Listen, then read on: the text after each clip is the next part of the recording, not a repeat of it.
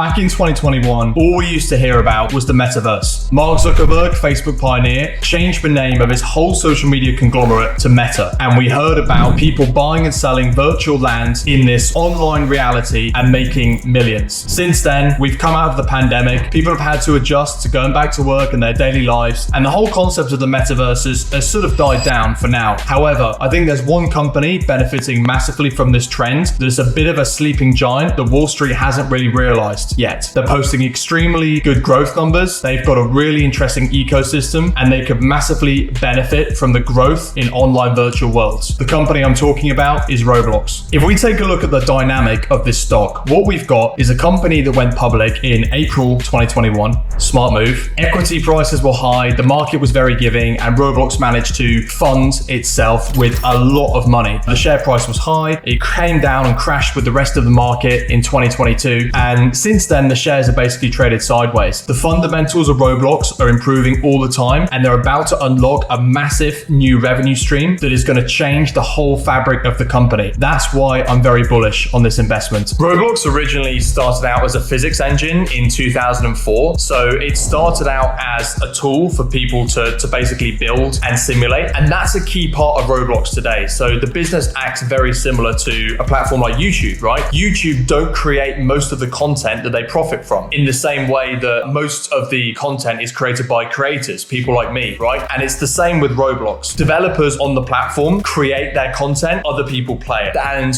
what that allows is it allows Roblox to be very sort of game agnostic. Whether first person shooters are in or big open sandbox games are in, there is always something for everybody within that Roblox ecosystem. The games are free to play. They're very, very immersive. And then from there, basically you can spend virtual currency within Roblox called Robux. That gets converted, and that is where Roblox make their money, predominantly through spending within that gaming ecosystem. Now, gaming ain't a bad industry to be invested in. If you have a look at this chart by PwC, you can see the gaming industry is growing and projected to continue to grow. Now, if you have a look at this annualized percentage rate, it's growing at about 11% a year. So you've got pretty good solid growth there. Now, Roblox, they are growing in multiple different metrics, whether it be their daily active users, their hours engaged, over 13s, under 13s. The over 13s are growing much faster, sort of showing that the platform is able to attract an older age demographic. All of these metrics are growing faster than 11%. So Roblox is beating the market. But what happened is in 2020, Roblox were growing insanely fast, right? Because everyone was in lockdown, people had more free time, and everyone sort of joined onto Roblox as an alternative way to socialize, right? Because coronavirus doesn't spread through Roblox. So that's basically what happened. And I think that Roblox, at least in part, has still got an inkling of being classified as a pandemic stock. I think we're getting out of there. The share price hasn't really followed, but of course there are many companies like Zoom Video whose turnover growth went from 325% a year and now it's at 3%, or Peloton where their turnover's peaked and now everyone's back to the gym and their turnover growth is declining again. Roblox is not fitting into that category because before the pandemic, they had 20 million daily active users. They came out of the pandemic, they sort of got up to 50 million daily active users, but now they're pushing towards 80 million daily active users. So they've continued to build that user base, showing that they have a durable platform that's able to attract more and more users over time. On the most recent earnings call, a couple of highlights that management stated was that in Japan and India, they're both growing their daily active users north of 50% year on year. And this is a big thing about Roblox because you've got to question, how are they able to keep those users on the platform over time, right? Sure, the overall piece of the pie is growing at 11%. Roblox are growing that faster than 11%, but how are they able to keep users on? And this is where I think of Roblox much more like a social media company, right? Because of all of those in-game purchases, whether it be like vehicles or items to help with gameplay, or whether it be clothes and what people wear and how you like to brand yourself within Roblox, that's really starting to sort of put someone's identity into the platform. Similarly, if you have an Instagram account where, you know, you've been posting pictures of yourself every week for 52 weeks, you don't necessarily want to give that up in 2 seconds because you've got a piece of your identity on there. And it's the same thing with Roblox, but you're also going to that next level of immersion. Rather than just seeing your friends' pictures, you're spending time with your friends within that existing ecosystem, building houses with them, sharing experiences with them, Look at the concerts that have been done. In fact, I'm going to play you a clip of the Elton John concert that was in Roblox a couple of years ago, and you can see exactly what, sort of goes on and these type of immersive experiences that are being built. So you've got people watching Elton John live in a virtual world. And this comes back to my point I was making a minute ago. A lot of people thought, okay, this is just going to be a temporary trend. The pandemic's going to end and everyone else is going to go back to Elton John concerts in person. Now, sure, I think if someone said, okay, here's an Elton John ticket in person, go for free, amazing. But this Elton John experience was free. And it was free because Elton John was happy to do it because it gives him more exposure. It gives, music exposure. I mean, he's such a legacy musician now. He probably doesn't need that. But my point is that he gets exposure there. He's able to sell merchandise through Roblox, right? A big part of that is all his intellectual property. So it goes to him at virtually no cost and it's free for the user. It was immersive. It was fun. Instead of having to pay $200 to be sat right at the back of an Elton John concert, people can have the option to go and experience that for free within the metaverse. I'm not saying it's everybody's cup of tea. All I'm saying is that these kind of events, they're increasing and the platform is very, very sticky in a post-pandemic world. Have another look at the daily active users, right? That they came off such a high in 2021 that in 2022, that year-over-year daily active user was pretty stagnant, but now it's on the up. Pre-pandemic, before we went in, around about 20 million. Now it's at 77 million and they're growing. Give it 2 more quarters, they would have likely have shot past 80 million daily active users. Remember how I talked about earlier, I think there's going to be a dynamic shift in Roblox as a business that is going to unlock a huge revenue stream. And in my opinion, it's going to change the fabric of the company. Now, I'm talking about advertising, right? 77 million daily active users. Have a look at the payer community. So Roblox, the games are free to play. You have a look at the payer community. There's about 15 million actual payers, people that are buying virtual items within Roblox. Now, this has sustained Roblox as a business. You look at their financials, they could make a profit if they want to. They haven't because they've been spending so much on R&D and also their own infrastructure. I'll go through that in a minute. But this is the point. You've got 77 million daily eyeballs there, right? There's probably over 100 million monthly active users, but we're talking people that log in every day, both over 13s and under 13s. The over 13 segment is growing and you've got growth from all over the world. You've got double-digit growth in all of the geographies that they measure. Now, that is eyeballs and that is eyeballs for advertisers. We all know how the advertising game has changed in the last 20 years. Companies have had to be incredibly agile, understanding the new advertising space because people's attention is not on the bus billboard anymore. They're staring down at their phones, right? People's attention is where their time is being spent. And Roblox is one of those places where, their time is really being spent. So here's a clip of David Baszucki, the founder and CEO of Roblox, talking about their strategy and their shift towards advertising. Up until now, almost all of our bookings and revenue has been generated by virtual currency and transactions. We're excited in Q4. We had 69 brands come on board for both portal and video ads. That's growing. We're not splitting out the numbers, but we do see a future where advertising that is native, immersive, and fun complements our virtual economy. Well, that's what I was going to ask. Long term, how do you see the virtual currency business, if you will, versus advertising or other kinds of revenue streams? We see them really working together side by side. Right now, Roblox is free for the vast majority of people on the platform. And the forms of advertising we're doing, which are immersive, for example, Lamborghini introducing a new vehicle, are really fun, are really native, and don't take away from the engagement of our platform. So with 15.5 billion hours of people engaging on Roblox, being together, doing things together, we think advertising is going to be a complement, not take away from the fun or engagement, and supplement the virtual economy. And when I was watching the Q1 earnings call from last month, an analyst actually asked this question about when is that advertising revenue going to be meaningful? Because Roblox have done so much. They've got a partnership with Pubmatic to basically allow video content for all advertisers. Think about if you're Gucci, right? Gucci sell virtual items in Roblox. Think about that. You don't have to physically produce handbags. A big part of Gucci, or the main part of Gucci, is just a brand, right? That's why they're able to keep their margins so high. You don't have to physically make handbags handbags with, whatever fine material or snake skin or whatever. You don't have to have big commercial leases, in the main shopping districts of big cities. Of course, they're still going to have that, but this is a really nice compliment for Gucci's brand. If you're someone who is rich in Roblox and you want to be a rich character in Roblox, you can buy Gucci's virtual handbag. Roblox will take a cut of that, and Gucci, they've got all the intellectual property on that, and they can basically sell all of these handbags at zero marginal cost. That is a big industry. It's a big industry for advertisers, and as I said, they're going to be really turning to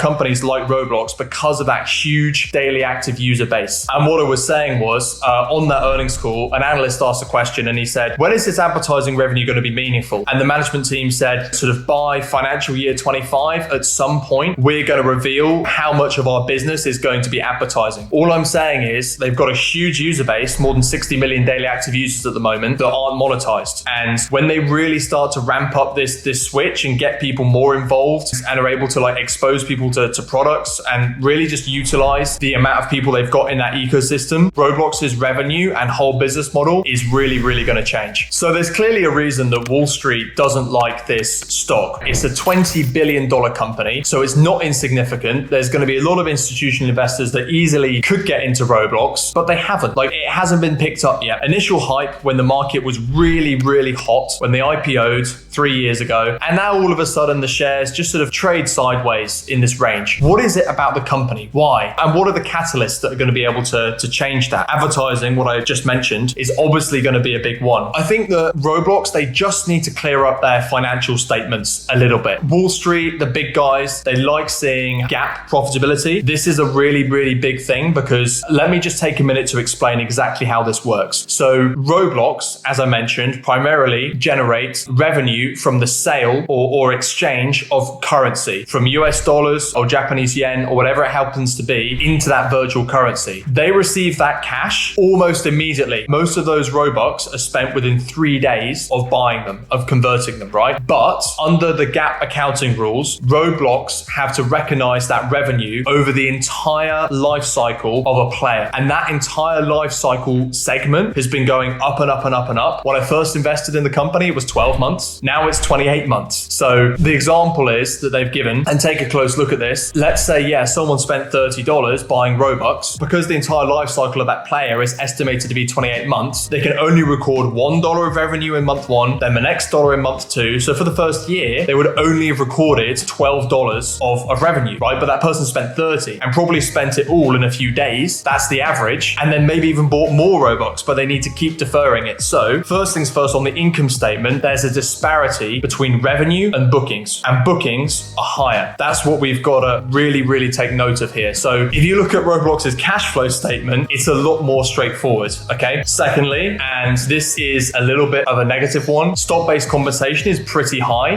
On 3.7 billion of annualized bookings, they're currently giving about 900 million a year in stock-based compensation. So we're talking roughly 25% of revenue. Now, that's not out the norm for a company that's growing quickly. There is a fair amount of share dilution. It's not out of range. If you look at a company that's growing at a similar rate, of a similar market cap, within the NASDAQ 100, 20% stock-based compensation as a percentage of revenue is actually relatively normal, because they also need to attract and acquire the top talent. They need to keep that executive leadership team there. And this brings me on to my next point, is that I'm quite happy for them to do that because I'm really impressed with the leadership team. Obviously, David Baszucki, he's been there since the start, but they've also just got a really good strategy, and they're a very long-term thinking company that's constantly doing things to improve. Now, let me explain. So Roblox, they're one of the few companies that have actually built their own data centers. Isn't that crazy? Data centers, when data was not that rich and we didn't have much data in the world, right? Data was always stored on premise within a company. The company would have its own little data center in the corner, and that'd be that. But the world has completely and utterly changed. The vast majority of companies, they'll just go to, Amazon Web Services or Azure or Google or Alibaba or whoever to basically store all of their data. They'll outsource that, and fair enough. But Roblox are such a data intense company with so much streaming to do, because they've got 77 million people logging in every day all over the world on so many different servers with so much data. They've decided to roll out all of that infrastructure themselves. Very, very impressive, right? So that caused a lot of spend. And obviously when they went public, that was a big part of that CapEx cycle. So they spent spent on that infrastructure. And that's another thing that means that, yeah, they just about broke even on free cash flow, but yeah, on a sort of income basis, they really didn't do too well from that. But what I'm saying is that they're a long-term company. Also, their research and development is 40% of their revenue, which is very high, particularly because this isn't a small company. Sorry, 40% of bookings. It's actually 45% of revenue. As I mentioned, bookings is more than revenue because they're having to defer revenue. Like that is a lot. For a company that doesn't have insignificant bookings, you know, they're going to cross like 4,000 annualized. They're going to get to that level soon. That's a lot of money on R&D that they can keep pushing in to dominate this niche. Here's David Baszucki just clarifying on CNBC about how he likes to run the company's financials. We're still, you know, living in the lost world. So what do we have to do there?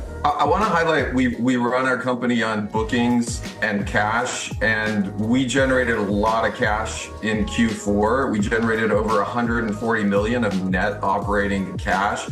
By GAAP accounting, which is different than bookings, we do show a loss, but we're generating cash and we're growing bookings, and that's how we run our company. So I think that's certainly a big part of it. You know, I as an investor, I'm not too concerned with that bottom net GAAP line. I'm very confident that Roblox, they could have been making a net profit easily if they wanted to. R&D is 40% of revenue. They could cut that to 20 and still be sort of competitive, but they're spending a lot of money on reinvesting. A lot of that goes into safety. They've been big spending on safety, and that's how they've been able to like keep a game that in the past has majority been a children's game, but they're shifting it towards an older demographic. That's how they've been able to keep that going for so long without there being too many issues. They're constantly investing and listening to that. So they could have cut R&D. They could have done many other things. They could have not built their own data centers. But in the long run, you know, using the cloud, using another company's cloud server as they grow would have been immensely more costly for them specifically as a business because of the types of things that they do, instead of saying, right, we're going to take the hit now, we're going to get our data center built, we're going to go public at a really good time, you know, get some money, get all of our infrastructure sorted out, and then now they're in a position where, you know, they're actually not too far away from getting that GAAP profitability. But on a cash flow basis, cash is the actual cash coming in and coming out, right? So if we look at discounted cash flow, which I've built, and because of what I've just said, Roblox is not the kind of company that is going to be optimal on a discounted cash flow. But if you look at the forecast for next year, you know, they've got a free cash flow